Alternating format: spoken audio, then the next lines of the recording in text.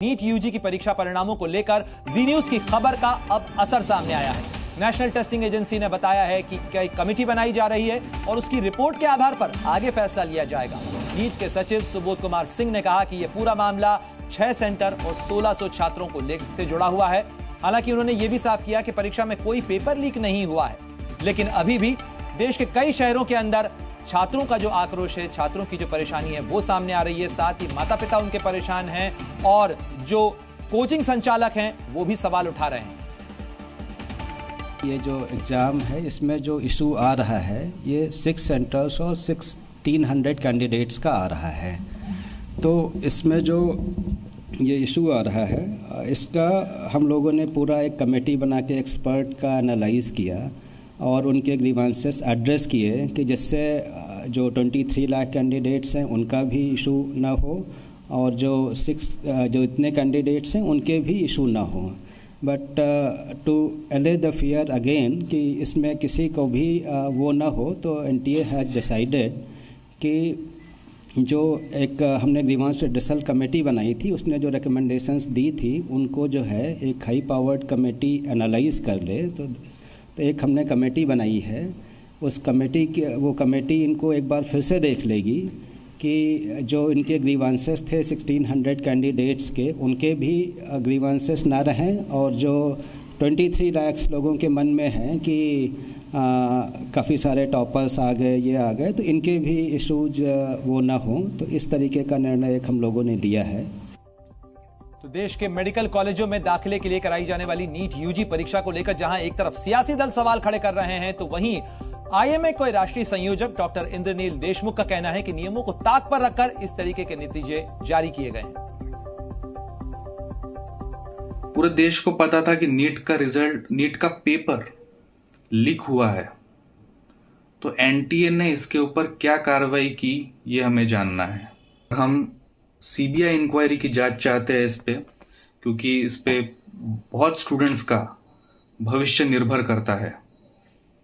Re examination ये भी अब हमारी एक डिमांड है कि परीक्षा फिर से ली जाए ताकि किसी का नुकसान ना हो, और अगर हमारी मांगे पूरी नहीं की गई तो IMA junior doctors network all India strike पे उतर जाएगा। देश भर में जो नीट में धांधली हुई है और स्टूडेंट के भविष्य के साथ जो खिलवाड़ किया गया है, और लगातार चाहे पहला कार्यकाल हो, दूसरा कार्यकाल हो या तीसरा कार्यकाल हो, इस देश में नौजवानों का भविष्य खतरे में है, अंधकार में है। तो मुझे उम्मीद है कि प्रधानमंत्री जी इन चीज़ों पर जल्द से जल्द जो है त्वरित कार्रवाई करेंगे।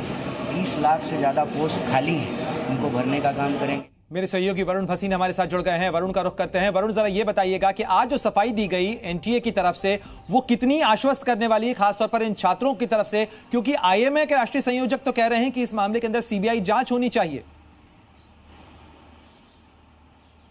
जी बिल्कुल, देखिए अगर एनटीए की हम बात करें तो हम उन सभी माता पिता, उन सभी छात्रों के जो भावी डॉक्टर हैं उनके सवालों को लेकर हम वहां पहुंचे। हमने एनटीए से जब पूछा कि सबसे पहले वो लीक का जो मामला था उसको लेकर आपने क्या करा, तो उन्होंने कहा कि इसको लेकर हम पुलिस की पूरी सहायता कर रहे हैं, और उन्होंने इस वक्त इस बात को सबसे पहले खत्म किया कि नहीं, लीक नहीं हुआ है, ये चीज हम जांच कर रहे हैं, ये चल रहा है। उसी के साथ जो दूसरा सबसे बड़ा इस वक्त जो सवाल उठा है वो ये था कि ग्रेस मार्क्स कैसे दिए, और इस पीसी में, पूरी पीसी में अभी भी असमर्थ रहा एनटीए ये समझाने में कि अगर कमेटी अभी बनाई ही गई है, कमेटी इस पूरे मामले की जांच करेगी, तो फिर आखिर सुबोध कुमार सिंह कैसे एक क्लीन चिट दे रहे थे कि पेपर लीक नहीं हुआ है?